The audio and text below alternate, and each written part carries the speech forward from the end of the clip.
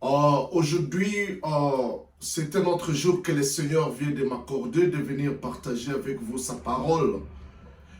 Et j'étais en train de méditer sur une question que beaucoup de gens se posent dans la vie chrétienne.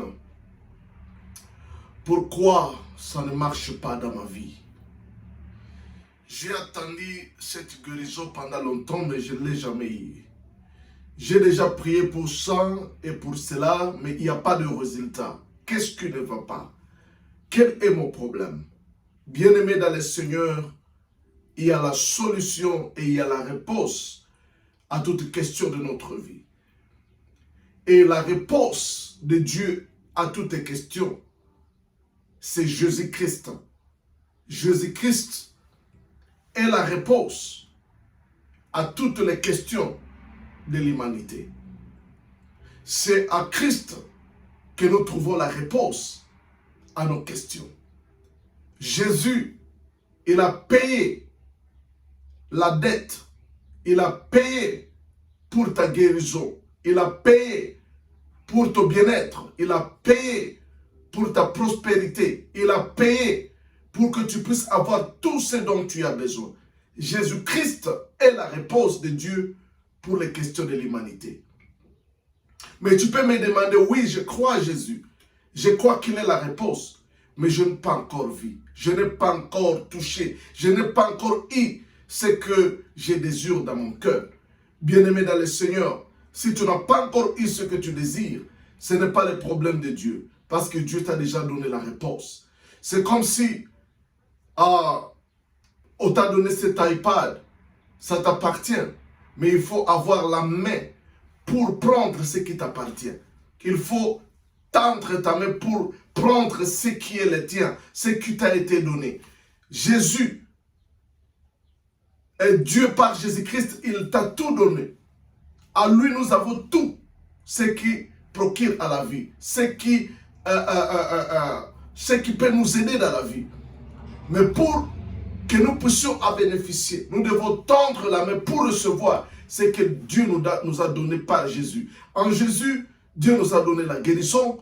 À Jésus, Dieu nous a donné la bénédiction.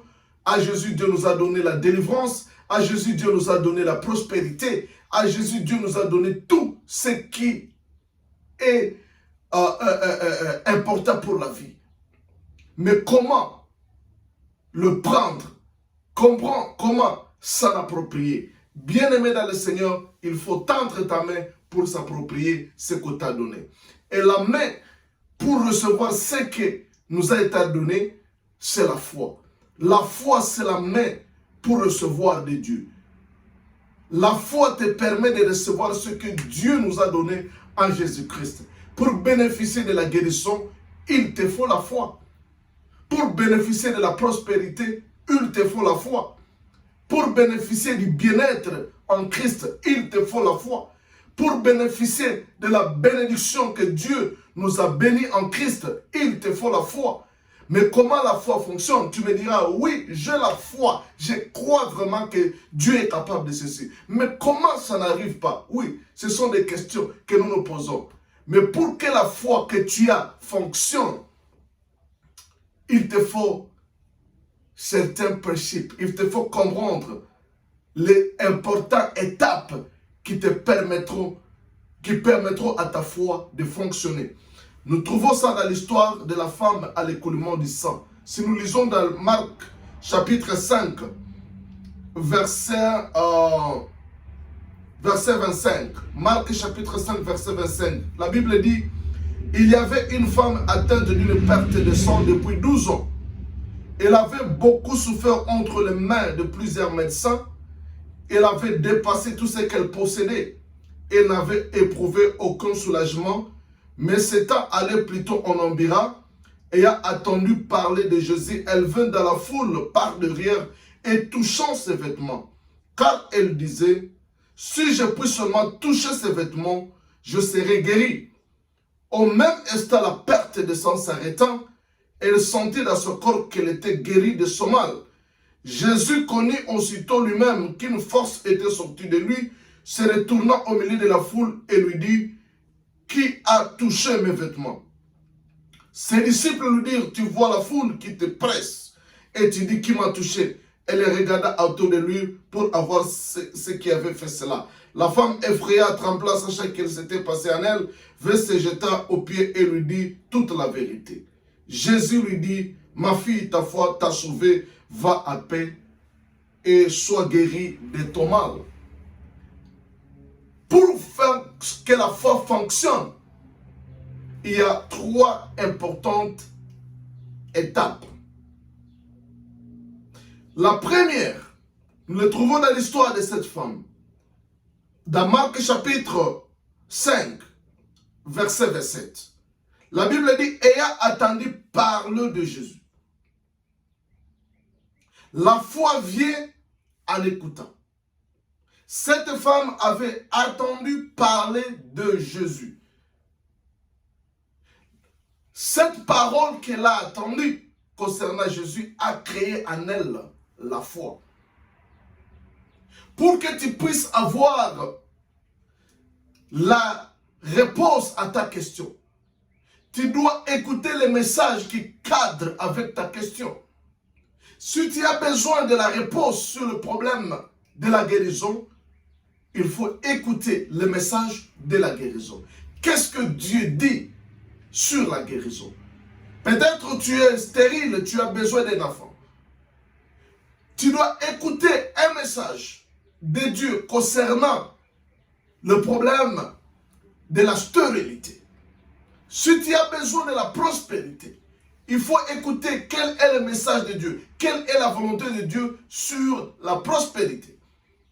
Elle a attendu parler de Jésus. Jésus, c'est la parole. Elle a écouté la parole.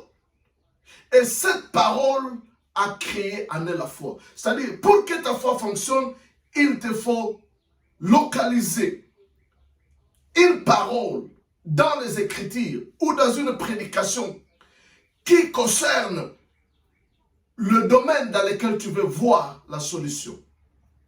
La première des choses, la foi fonctionne en écoutant. Tu dois écouter la parole. Et cette parole, tu dois la donner de la place dans ton cœur. Que tu puisses le développer dans ton cœur jusqu'à ce que ça commence à produire ses fruits. La Bible dit, et entendu parler de Jésus, elle vint dans la foule par derrière. Car elle disait, c'est la deuxième des choses, elle a dit. C'est-à-dire, quand elle a attendu, elle a confessé. Car elle disait, si je puis seulement toucher à ses vêtements, je serai guéri. Elle a fait une déclaration par la foi. Elle a déclaré ce qu'elle croit. Elle a dit, si je touche ses vêtements, je serai guéri. C'est-à-dire, elle a déclaré. C'est-à-dire, la deuxième des choses pour que ta foi fonctionne, c'est pas la confession, c'est pas la déclaration. Tu dois déclarer ce que tu crois. Si tu crois à la guérison, déclare la guérison à haute voix. Si tu crois à la prospérité, déclare la prospérité. Si tu crois que tu n'es pas pauvre, déclare que tu es riche. La Bible dit que les faibles disent que je suis riche. Troisièmement, la Bible dit, elle vint dans la foule par derrière. Elle a fait l'action.